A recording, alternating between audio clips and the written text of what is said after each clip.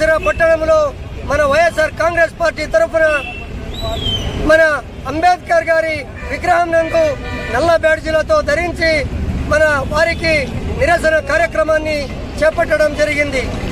మీరు ఈ వైఎస్ఆర్ కాంగ్రెస్ పార్టీని అణగదొక్కాలి అన్నా పూర్తిగా నాయకులని అక్రమంగా అన్యాయంగా అరెస్ట్ చేసి వాళ్లను భయభ్రాంతులకు గురి చేయాలనే ఉద్దేశంతో ఈరోజు పూర్తిగా రెడ్ బుక్ రాజ్యాంగాన్ని అమలు చేస్తున్నారు. ఏ ఒక్క మండలంలో కానీ ఏ ఒక్క జిల్లాలో కానీ మొత్తం రాష్ట్ర వ్యాప్తంగా మన భారత రాజ్యాంగ నేత అంబేద్కర్ గారు రచించినటువంటి రాజ్యాంగాన్ని పక్కన పెట్టి ఈరోజు క్లుప్తంగా నిశితంగా ఈ రెడ్ బుక్ రాజ్యాంగాన్ని అమలుపరచడం జరిగింది. మిథున్ రెడ్డి సార్ గారిని అమానుషంగా కక్షపూరితంగా ఈరోజు మద్యం అక్రమ కేసులో అరెస్ట్ చేయడం చాలా బాధాకరమైనటువంటి విషయం.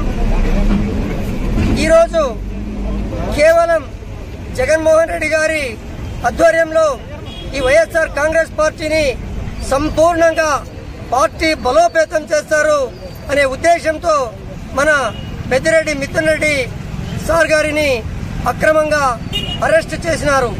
ఇది ముమ్మాటికి రాజకీయ కుట్రే అని నేను ఈ సందర్భంగా తెలియజేస్తున్నాం. ఆ రోజు మీ యొక్క ఉడత ఊపులకు వైఎస్ఆర్ కాంగ్రెస్ పార్టీ భయపడదని ఎల్లప్పుడూ మన వైఎస్ఆర్ కాంగ్రెస్ పార్టీ నాయకులకు కార్యకర్తలకు మన జగనన్న గారు అండగా ఉంటారని హెచ్చరిస్తూ మిథున్ రెడ్డి గారి యొక్క అరెస్టు అక్రమం, అన్యాయం.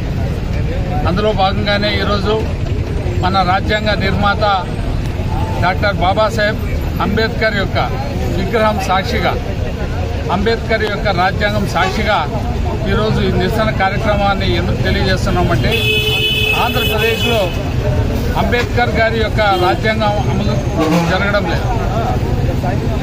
రెడ్ బుక్ రాజ్యాంగం అమలు జరుగుతుంది. మద్యం కేసులో సాకుగా చూపినారంతే. మద్యం కేసులో ఏమీ లేదు. ఎవరో ఒకతను ఒక కన్ఫెషన్ స్టేట్మెంట్ ఇస్తే దాన్ని ఆధారంగా చేసుకుని ఈరోజు మన మిథునన్ని అరెస్ట్ చేయడం జరిగింది. మిథునన్న అంటే ఒక సామాన్య వ్యక్తి కాదు. పార్లమెంట్లో మన వైఎస్ఆర్ కాంగ్రెస్ పార్టీ పార్లమెంటరీ నాయకుడు.